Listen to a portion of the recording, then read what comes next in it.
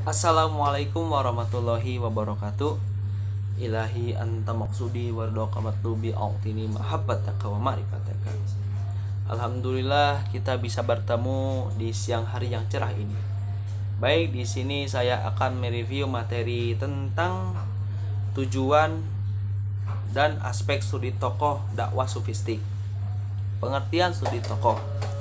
Studi dalam Kamus Besar Bahasa Indonesia bermakna penelitian ilmiah, kajian atau telahan, sedangkan tokoh yaitu orang terkemuka dan kenamaan dalam bidang tertentu seperti bidang politik, sosial, kebudayaan, agama, sains, dan lain-lainnya.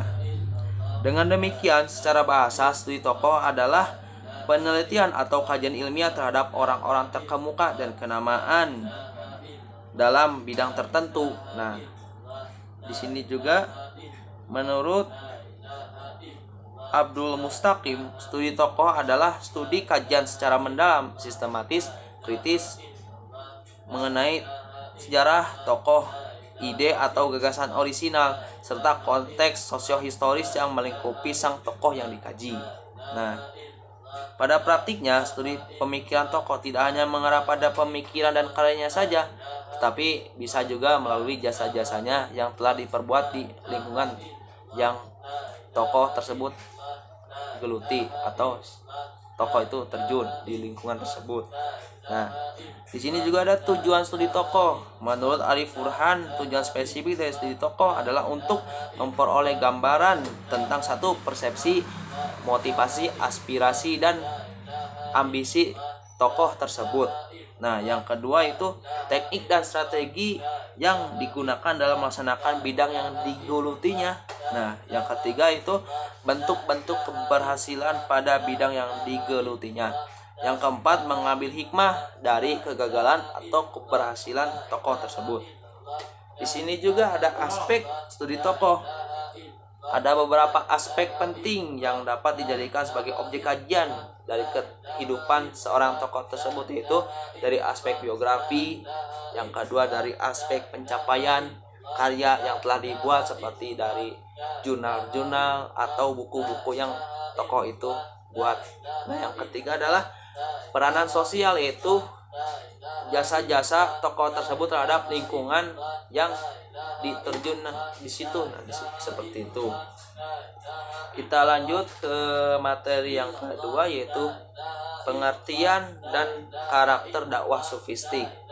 Nah, dakwah sufistik dalam beberapa literatur disilakan dengan sebutan dakwah spiritual atau dakwah zauqi.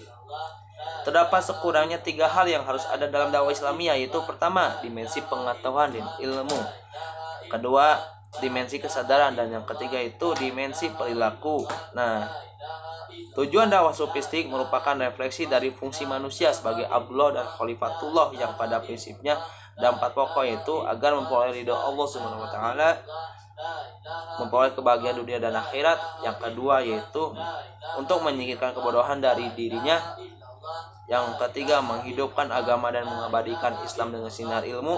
Yang keempat yaitu mensyukur nikmat Allah yang telah memberikan nikmat akal dan badan yang sehat. Nah, di sini yaitu tujuan dan hakiki dakwah sufistik. Secara terperinci, tujuan dakwah sufistik adalah untuk meningkatkan akhlak dan kesadaran rohani, mendorong ke arah keimanan dan keunikan yang benar untuk menuju Allah sebagai manusia sempurna. Yang kedua yaitu menemukan dan mengenal Allah SWT atau ma'rifatullah. Nah, di sini juga dakwah sufistik bisa sebagai alternatif. Nah, dan untuk menjelaskan tasawuf secara mendalam. Nah, seperti itu. Oke, terima kasih atas perhatiannya. Mohon maaf atas kekurangannya. Baik, terima kasih. Assalamualaikum warahmatullahi wabarakatuh.